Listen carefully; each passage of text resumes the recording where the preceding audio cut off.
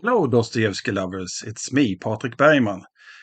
It's a different scenery today and it's a different book. This is The Russian Monk. It's the big answer to the nihilism in book 5 about the Elder Zosima. And it has a big bearing on how Alyosha will lead his life as well. So, by the way, those knives, they were made by my father. Now you know. Okay, see you on the other side. A spiritual beacon emerges amid gathering storms in the illuminating Book 6 of the brothers Karamazov. As the sage Elder Zosima's time on earth nears its end, we are gifted profound insights from his discourses on faith, freedom, suffering, and the intricate facets of the human experience. His influence on young Alyosha is palpable, guiding him through tumultuous times even after his passing. Yet sinister undercurrents continue to swirl around the Karamazov family, foreshadowing impending upheaval. With Zosima's approaching passing, Alyosha loses his spiritual anchor, even as his impassioned brother Ivan slips deeper into tormenting doubts and the enigmatic Smerdyakov harbors twisted secrets. Against this backdrop of looming chaos, Zosima's teachings urge us to look within and embrace the better angels of our nature. Will goodness prevail amidst the roiling darkness? Join us for Book 6 as we wrestle with life's essential questions of morality, redemption, and the all-too-human struggle between virtue and vice. While nearing his end, Zosima exhibits a blend of physical deterioration, evident from his swelling and difficulty in breathing, and remarkable spiritual resilience. This juxtaposition captures the transient nature of the human body and the eternity of the soul.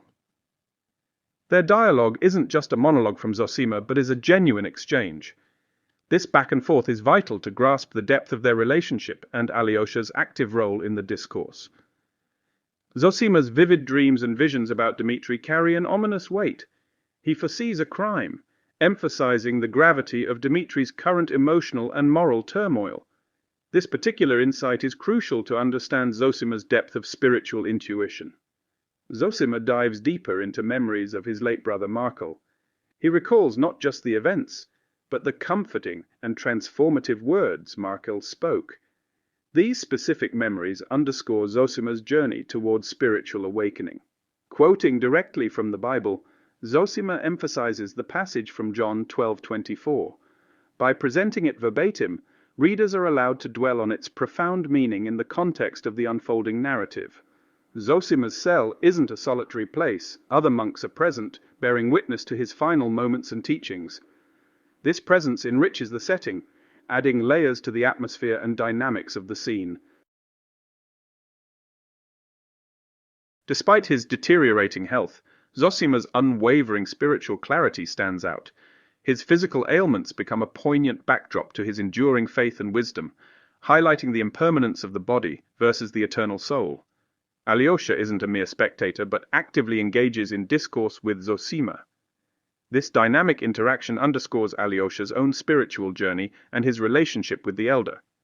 Zosima's ominous visions concerning Dmitri underscore his intuitive grasp of human nature and destiny.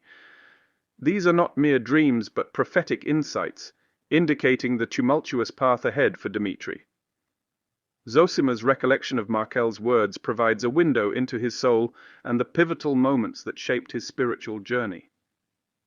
These words aren't just memories, they are foundational to Zosima's beliefs.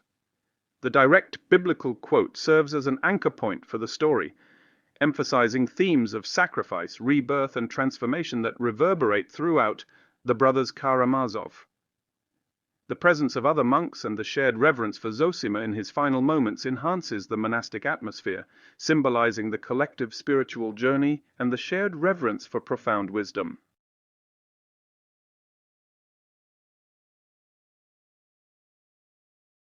Zosima, initially named Zinovy, was born to a modest noble family in a northern province. His father passed away when he was 2, leaving his mother to care for him and his older brother Markel in their small wooden house. Markel, while often irritable, was a kind and studious individual, finding solace in the company of a freethinker and scholar. However, a drastic change in his beliefs and health changes the course of Zosima's life. During Lent, Markel declared his disbelief in God, which caused great distress among the family. Shortly after, he fell ill and learned his disease was fatal. During his sickness, Markel developed a spiritual outlook on life, recognizing the inherent guilt of all humans and the need for unconditional love and forgiveness. Before his death, he advised young Zosima to live a full life. Post Markel's death, Zosima was sent to the Cadet Corps in Petersburg. He spent nearly 8 years there, eventually becoming an officer. His lifestyle drastically changed as he became involved in drunkenness, debauchery, and reckless behavior. His ego and infatuation with a local girl led to a challenging duel with her actual fiancée, which would be a turning point in his life. Reminded of Markel's teachings, Zosima publicly refused to participate in the duel, begging his opponent for forgiveness. Despite being regarded as a coward, he felt a sense of divine peace. This act of defiance led him to resign from the military, planning to join a monastery. Zosima's decision attracted the attention of a mysterious visitor, a well-off local official, who started regular visits to him. The visitor confessed to Zosima that he had committed a murder 14 years prior, out of jealousy and unrequited love. Inspired by Zosima's courage, he decided to confess his crime publicly, leading to his social ostracization and subsequent mental breakdown. Despite initial blame, Zosima's role in the confession led to a deeper respect for him in the community, setting the stage for his monastic life.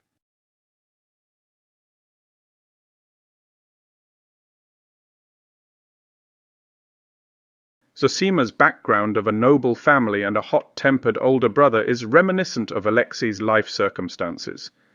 This kinship enables Zosima to empathize with Alexei's familial disputes more deeply. Both their life stories reflect a love triangle, a recurring motif throughout the novel, drawing Zosima and Alexei even closer, especially in understanding the dilemmas faced by Dmitri. Markel's atheistic phase, juxtaposed with his transformative beliefs on his deathbed, cast a lasting shadow on Zosima. Markel's mantra of "let us live and be of service" becomes a clarion call for Zosima, setting the foundation for his teachings later. This philosophy notably echoes Zosima's guidance to Alyosha about venturing out of the monastery to be actively of service to others in the world. Zosima's tumultuous younger days are a mirror to Dmitri's life, marked by excess and ego. But critical junctures, particularly memories of Markel, steer him away from Dmitri's destructive path. The act of Zosima retracting from a duel, a pivotal moment echoing Markel's value for life, shows his awakening to the sanctity of human existence. It also mirrors Zosima's act of bowing before Dmitri, a symbol of humility and recognizing the value of every individual. Transitioning from a wayward military life to an ascetic monk draws the mysterious visitor to Zosima. The visitor sees courage in Zosima's embrace of genuine suffering and truth over societal facades. This wealthy man's attraction to Zosima's wisdom underlines the monk's transformative teachings, with Zosima acting as an unlikely spiritual guide. The weighty confession by the visitor, detailing a murder fueled by jealousy, illuminates the tragic consequence of devaluing life. His public admission, even with its ramifications, showcases how profound guilt can overshadow societal stature. The town's response to the visitor's confession reinforces Zosima's values of truth and compassion, setting his course towards a monastic existence. The way Zosima influences the visitor to confess also foreshadows how Zosima's teachings later inspire Alyosha to mentor the youth, especially in the aftermath of Zosima's passing. Zosima's core belief that everyone is guilty before everyone is a recurring theme that culminates in the murder trial in the novel's later sections. This idea of shared accountability resonates through various characters' actions and decisions, emphasizing Dostoevsky's commentary on the interconnectedness of human morality.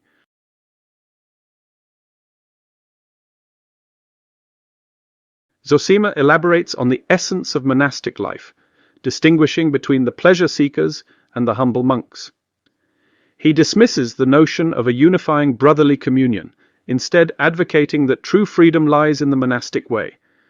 His perspective of monastic life reflects the intertwining themes of freedom, spiritual discipline, and humbleness. Zosima speaks to Russia's redemption, rooted in the common people rather than the intellectual elite.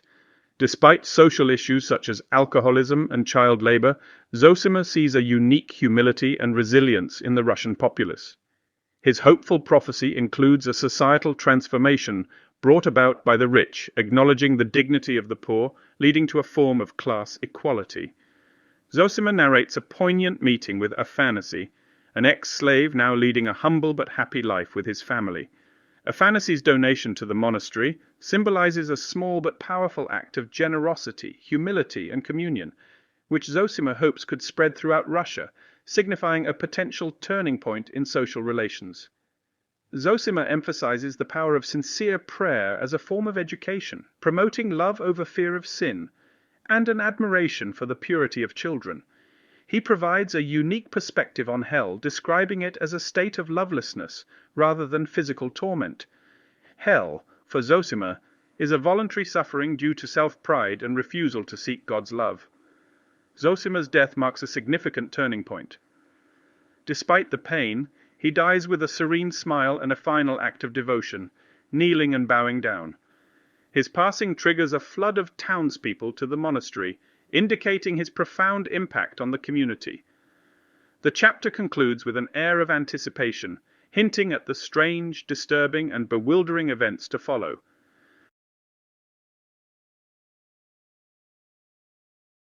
Zosima offers a distinct and refreshing perspective on monasticism, emphasizing its potential for public service and advocating for an egalitarian society.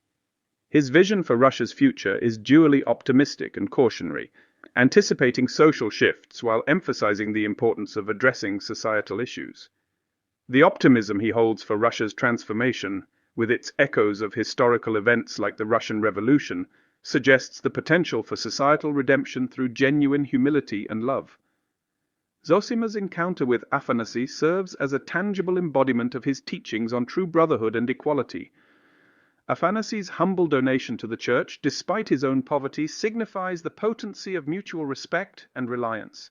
It's a poignant moment that highlights the possibility of bridging socio-economic gaps through spiritual unity and mutual understanding. Zosima elevates prayer from a mere religious practice to a transformative meditative exercise, fostering deep communion with God and fostering acceptance and compassion towards others. His admiration for the innate purity of children juxtaposes characters like Ivan's more cynical view on innocence. Through Zosima's teachings, readers are encouraged to seek the genuine goodness in humanity, especially in its most uncorrupted forms, like that of a child. Zosima's depiction of hell challenges traditional religious notions.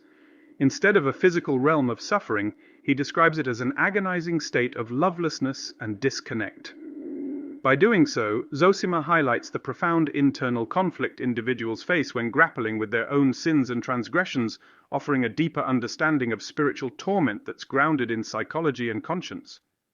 Zosima's serene response to his imminent death encapsulates his enduring spiritual journey, marked by unwavering love and fulfillment. His passing represents a transition for Alexei and a shift from the tranquil realm of Zosima's teachings to the tempestuous and morally complex world of the Karamazovs. This transition hints at the dichotomy between spiritual enlightenment and worldly chaos, setting the stage for the evolving narrative.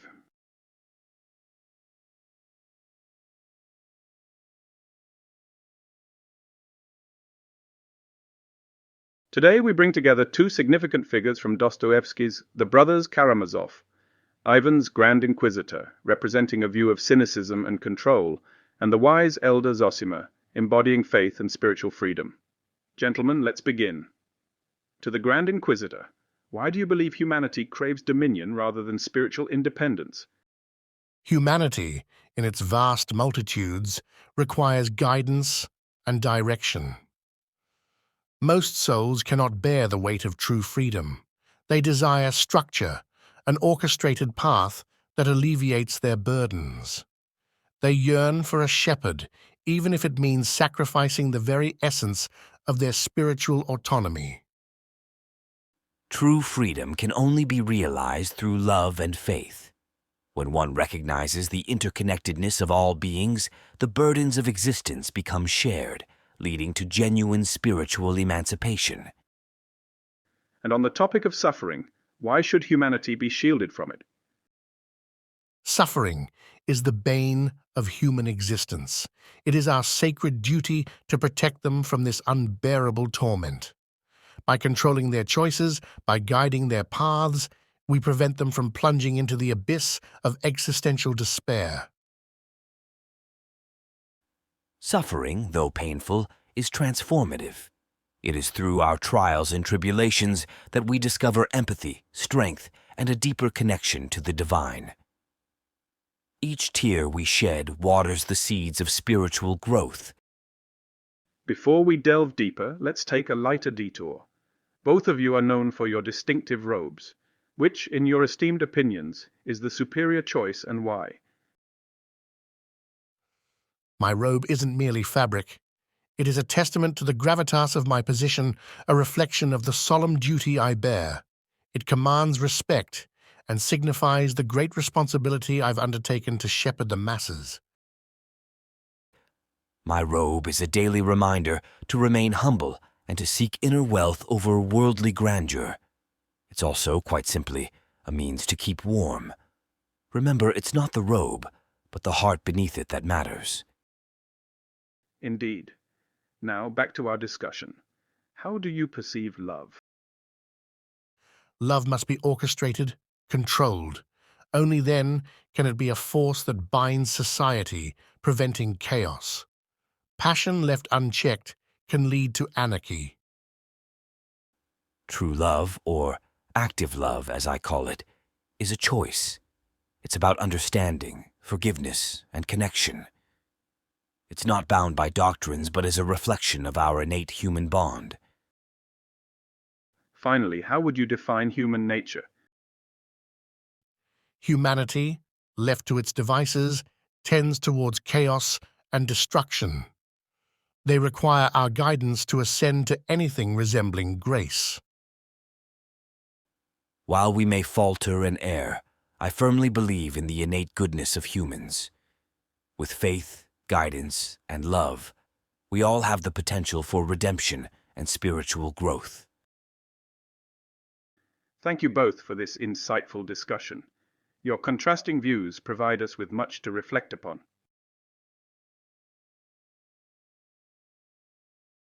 Alyosha, the young monk in The Brothers Karamazov, stands as a beacon of hope amid the swirling tempests of familial and societal conflicts.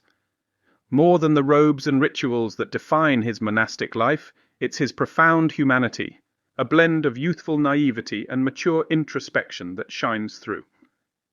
Deeply influenced by the wisdom of Elder Zosima, Alyosha's spiritual compass was always guided by this venerable figure. The elder's teachings shaped his worldview, infusing him with a belief in miracles not as naive tales, but as testaments to unwavering hope in a chaotic world. His practice of universal forgiveness became less about religious dogma and more about an active, challenging embrace of humanity in all its flawed glory. However, the tranquility of Alyosha's spiritual path would not remain undisturbed. The passing of Elder Zosima served as a crucible for his faith, momentarily derailing him, casting him into the shadows of doubt and sorrow. It was this very tribulation, though, that forged his resilience, deepening his faith and pushing him towards a pivotal decision. Emerging from the cloistered confines of the monastery, Alyosha chose to engage with the world outside. This wasn't a flight from faith, but a dive deeper into it, a commitment to live his beliefs rather than just contemplate them. His journey was further tested by personal challenges. The collapse of his engagement with Lise tugged at his emotional core, while his unexpected friendship with the young Kolya Krasotkin showcased his remarkable ability to bridge divides, to connect and understand across vast chasms of age and experience. As Book 6 unfolds, Alyosha's transformation is evident. No longer just a monk, a brother, or a jilted lover, he emerges as a luminous embodiment of Dostoevsky's vision of faith in action.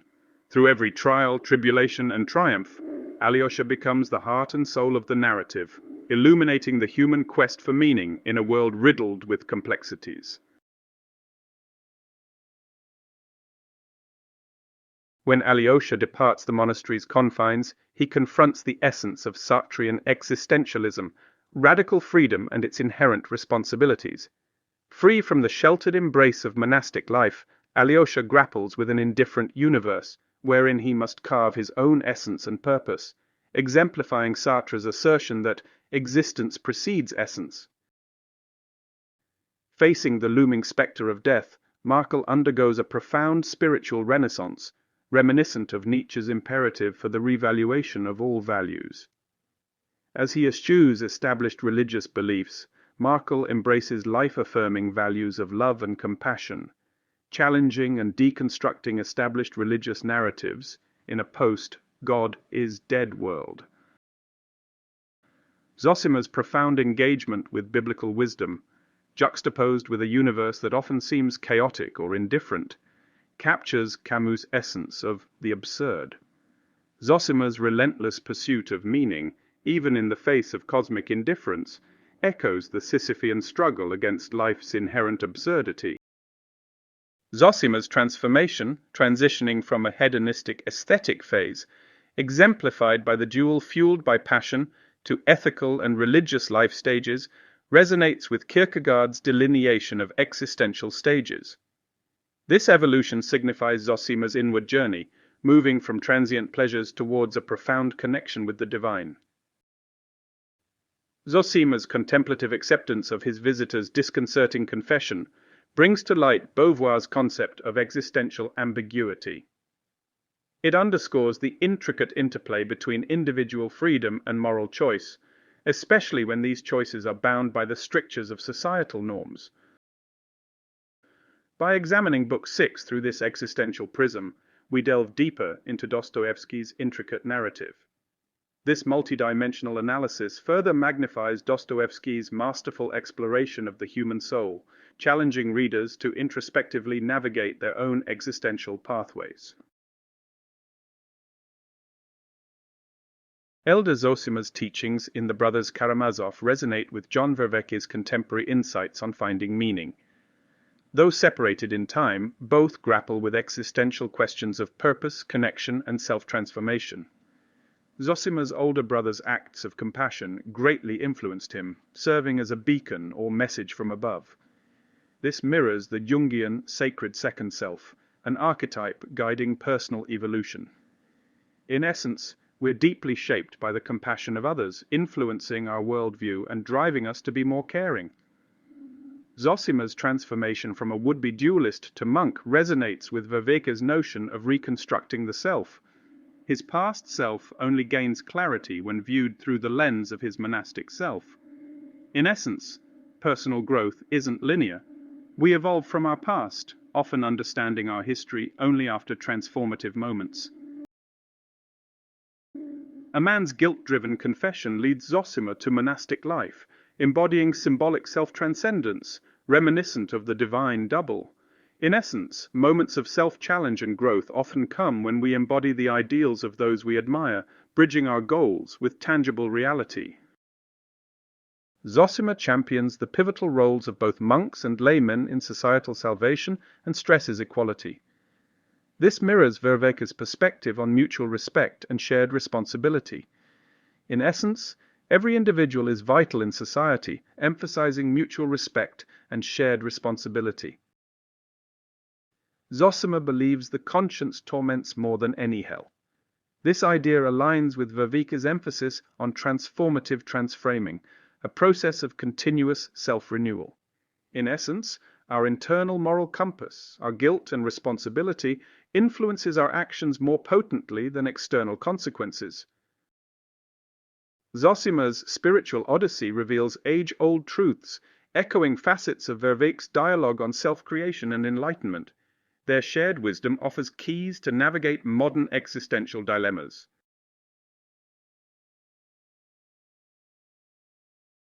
As the curtain falls on the Russian monk, we find ourselves both uplifted and heavy-hearted, uplifted by the celestial wisdom of Elder Zosima, whose gentle words illuminated the winding path to compassion, humility, and universal love, yet heavy-hearted witnessing his fading beacon in Alyosha's hour of doubt and turmoil. We have traced the ebb and flow of faith against the endless tides of life's suffering and society's ills. In Zosima's tender embrace of humanity's flaws, we glimpsed the light of understanding that burns within reach for those seeking meaning. And in Alyosha's innocent eyes, we saw reflected back our own struggles to align belief with action. Now we stand side by side with Alyosha at the crossroads between disillusionment and renewal, sorrow and insight. As the shadows around the Karamazov family grow darker, we await the choices that will shape Alyosha's path ahead.